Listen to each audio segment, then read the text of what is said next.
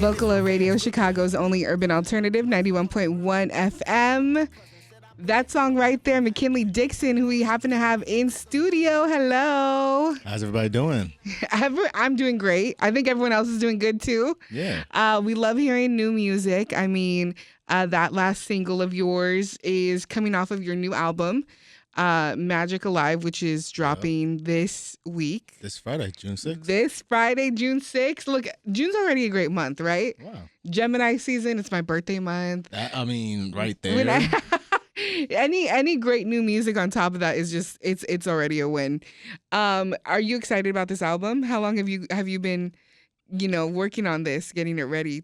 Yeah, I'm very excited about them. This one sort of came at the beginning of my move to Chicago from the East Coast, and it has a lot of my direct views of what I saw when I first moved here. The term magic and the term alive mean a lot more than just what they are in the title, and I think that this album it's a nice snapshot of what I was thinking when I first came and where I'm at now. I will say, you definitely could tell. It's funny being in this, seeing a lot of artists being in the music industry.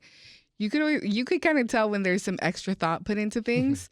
On your YouTube, you have some lyric videos for some of the singles that have come out of this album, and I forgot the title. So when I was looking at the lyric videos, it was giving me. I told our intern, I was like, "Why is this giving me like Hogwarts West Side Chicago?" Like it was giving me like Harry Potter but Chicago version, Chi-Town version. Nice. And then I remembered that I was like, oh, the titles. I was like, oh, Magic Alive. Okay, I get it now.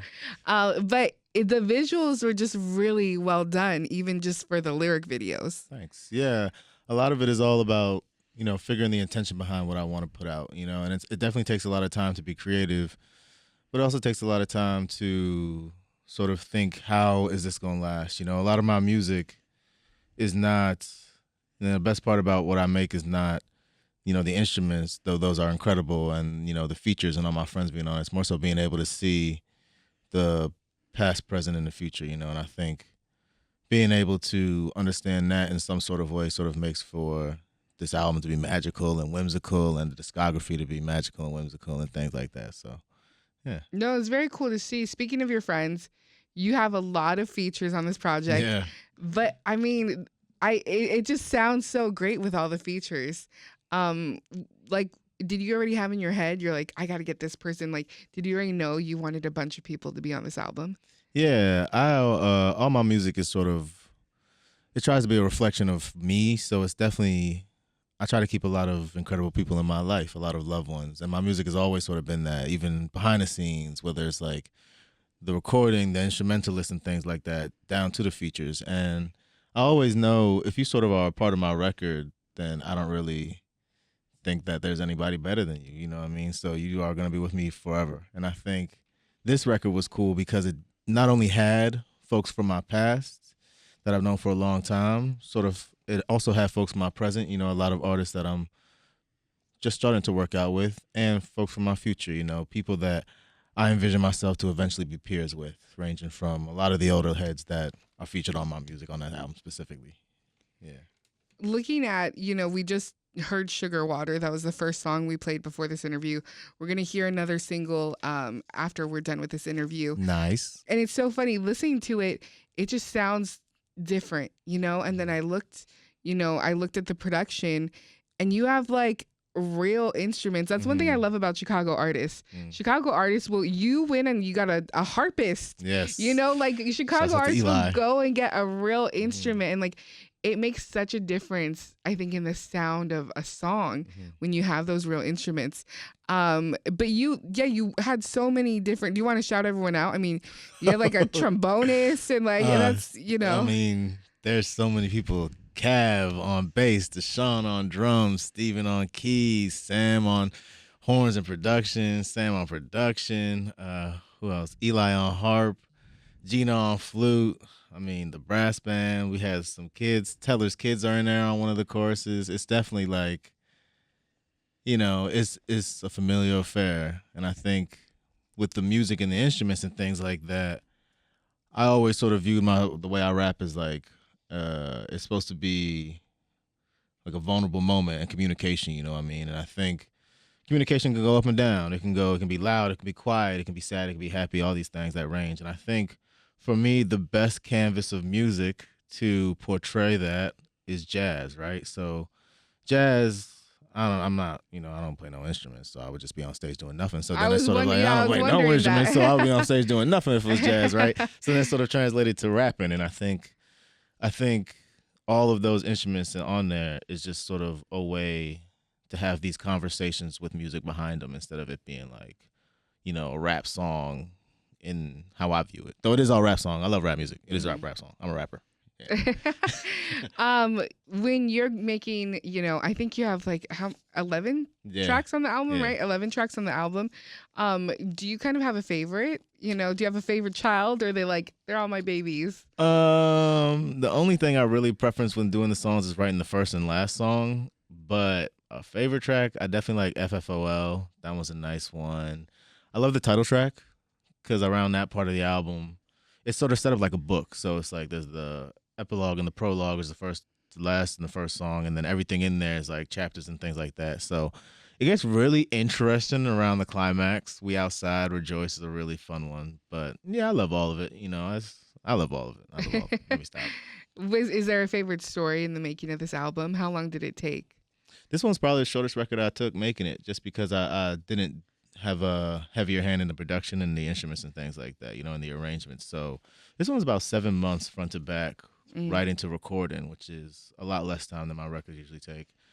But a favorite story from it, the overarching story I just love. I loved trying to make an album that was a rap album that was sort of separate of me, because I feel like my music is so vulnerable already that, people get a lot of me. So I think having this one be like a storybook about 3 kids that lose their homie one summer and try to find ways to bring them back, only to find out song and dance is the way to live forever, right? And it's like, we're just going to make that overarching story. Then in there, we can make anything happen, So I think I don't have a favorite story, but I do love the story. Yeah. Looking forward, you are coming to Chicago on September 4th. I mean, you already live here, but for your tour, because you're going to be other places, then you're going to come back September 4th for Schubas. Your tour schedule looks insane, okay? I've seen a lot of tour schedules. This looks crazy.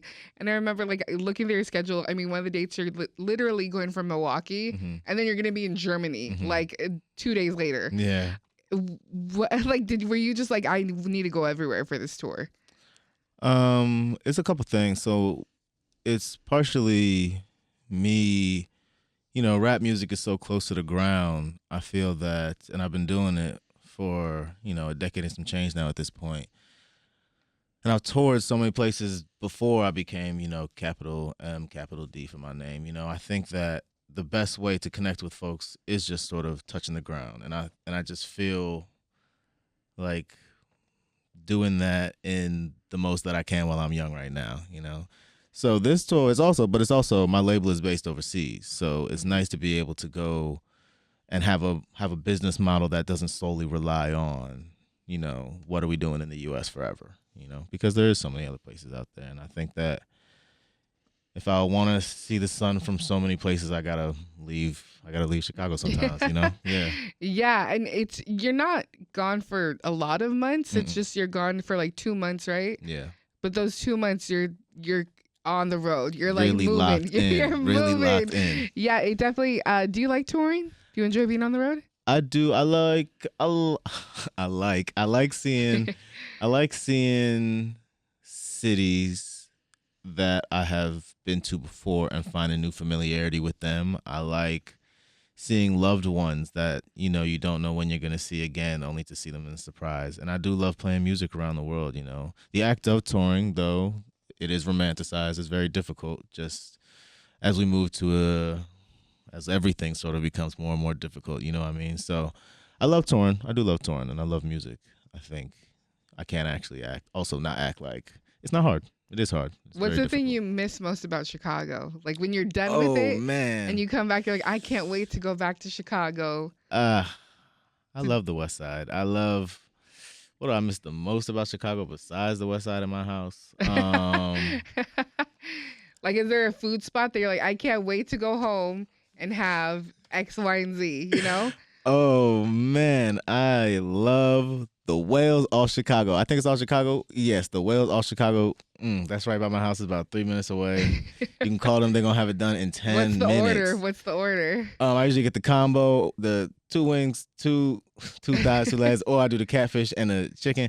It's great. But honestly, that's all to say. I just really I miss the people. You know, I think I do miss that Whales, but I miss the peoples when I'm overseas, because it is also, it's interesting when you're over there, you forget that like African American folks, like black folks, is such a specific group of folks that only exist, and we're so lucky, you know, to exist in cities that have them, you know what I mean? But I miss the folks, I miss my loved ones, but I also love being in Paris, so Right. you know. You're like, you're gonna catch that selfie. I'll see y'all soon. Yeah, me in front of the Eiffel Tower, like, Yes. Yes, especially when it's nighttime. Yes. And then if people want to follow you, I mean, they want to get the album that's coming out this Friday. They want to hear more from you. Maybe stop at one of your tour sites. I mean, you're touring everywhere. Yep. Where could they follow you at? You'll know where to find me. Look up into the sky, and when the moon is shining at the highest, you'll be able to see me. Okay, North Star energy. Or you can find me on Instagram at FreeMcKinley, or my website, McKinleyDixon.com. I feel like that was like a Star Wars. Like I was in Star Wars for a second there. We're gonna get to not to make it about me because you're in studio, but my favorite song that I've heard so far off your album.